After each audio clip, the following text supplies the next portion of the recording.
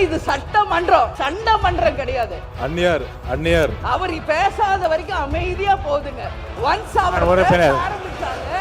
எதிர்க்கட்சி என்பது தீக்குச்சி மாதிரி. அத அழகா கேஸ பத்த வச்சு பால் வச்சா நாங்க அமைதியா இருப்போம். கேஸ புடுங்கி விட்டு பத்த வச்சுனா வெடிக்கும். நாங்க வெடிக்கக்கூடிய இடத்துல அப்படி இருக்கிறோம்.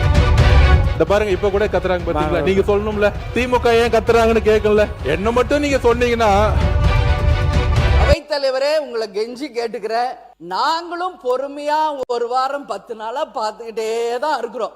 மானிய கோரிக்கையை தவிர மத்த எல்லா நிகழ்ச்சியும் இங்க நடக்குதுங்க. இன்னைக்கு உங்களுக்கு வாய்ப்பு கிடைச்சிருக்கிறது.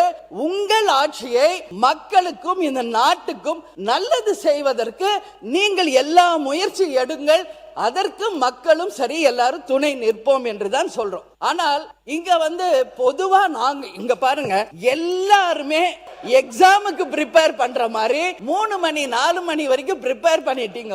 உட்கார்ந்து கடைசி வரைக்கும் மக்களை பத்தி பேசவே முடியல.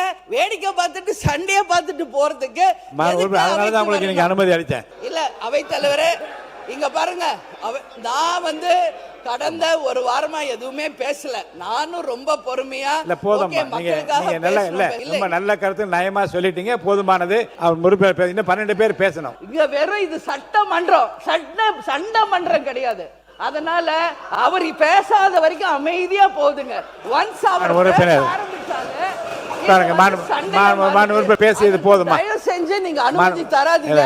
எல்லா உறுப்பினருக்கும் வாய்ப்பு தாருங்கள் என்று கேட்டுக்கொண்டு அமர்கிறேன். இதுவரை இல்லாத அளவிற்கு எல்லாருக்கும் சம வாய்ப்பு கொடுப்பதுதான் நான் முயற்சி பண்றேன். அப்படிதான் உங்களுக்கு இப்ப வாய்ப்பு நான் கொடுத்திருக்கேன். இந்த பட்டியலில் உங்க பேர் இருந்தும் கூட நீங்க பேச விரும்பிய காரணம் இதை அனுமதித்திருக்கிறேன். நல்ல கருத்தை சொன்னீர்கள். அந்நியாருக்கும் எங்களுக்கும் பிரச்சனை கிடையாது. அந்நியார் நான் உறுப்பினர் பிரேமலதா விஜயகாந்த் மேடம், நாங்களும் எங்களுக்கும் விஜயகாந்த் சார் ரொம்ப பிடிக்கும். இதே சட்டசபையில என்ன மாதிரி குரல் கொடுத்தாரு எங்களுக்கும் தெரியும். ரவுத்திரம் பழகுன்னு பாரதி சொல்லியிருக்காரு. ஒரு தவறோ ஒரு உண்மை இல்லைன்னா மட்டும்தான் நாங்க எந்திரிக்கிறோம்.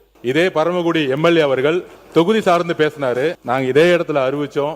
ஒலிம்பிக் உடைய அகாடமி இன்டர்நேஷனல் ஸ்டாண்டர்ட் லெவல்ல திமுக உடைய எம்எல்ஏ இருக்கக்கூடிய பரமக்குடில வருதுன்னு சொன்னோம். அப்ப ஒரு உண்மைக்கு மாறான தகவல் சொல்லும் பொழுது நாங்க எந்திரிக்கிறோம். மாண்புமிகு பேரவைத் தலைவர்கள் சொன்னார், ஒரு உதாரணம் சொன்னார், நாங்க ஒரு உதாரணம் சொல்றோம். எதிர்க்கட்சி என்பது தீக்குச்சி மாதிரி. அத அழகா கேஸ பத்த வச்சு பால் வச்சா நாங்க அமைதியா இருப்போம். நீங்க கேஸ புடுங்கி விட்டு பத்த வச்சுனா வெடிக்கும். நாங்க வெடிக்கக்கூடிய இடத்துல அப்படி இருக்கிறோம். சோ நல்ல கருத்துக்களையும் நீங்க சொல்ற மாதிரி மேடம் ஒரே ஒரு நிமிஷம் மேடம் நீங்களே ஒரு நிமிஷம் பேசி முடிச்சிடறேன். அந்நியார் அவர்களுக்கு எங்களுக்கு கோரிக்கை என்னன்னா, இன்னையில இருந்து ஒரு நோட் எடுத்துக்கோங்க. திமுக பேசும்போது ஏதோ ஒரு இடத்துல அரசையோ முதலமைச்சரையோ இல்ல எங்களுடைய கொள்கையிலையோ தவறுன்னு சொன்னா மட்டும்தான். இந்த பாருங்க, இப்ப கூட கத்துறாங்க பாத்தீங்களா? நீங்க சொல்லணும்ல, இப்ப நீங்க சொல்லணும்ல, திமுக ஏன் கத்துறாங்கன்னு கேட்கல. என்ன மட்டும் நீங்க சொன்னீங்கன்னா அது ஏதோ எனக்கு எதிராக ஒரு பிரச்சாரம் பேசுது. உங்களுக்குள்ள பேசிக்கலாம், இங்க பார்த்து சொல்லுங்க. இல்ல, அந்நியார் எப்பயுமே எங்களுக்கு நல்ல பழக்கம்.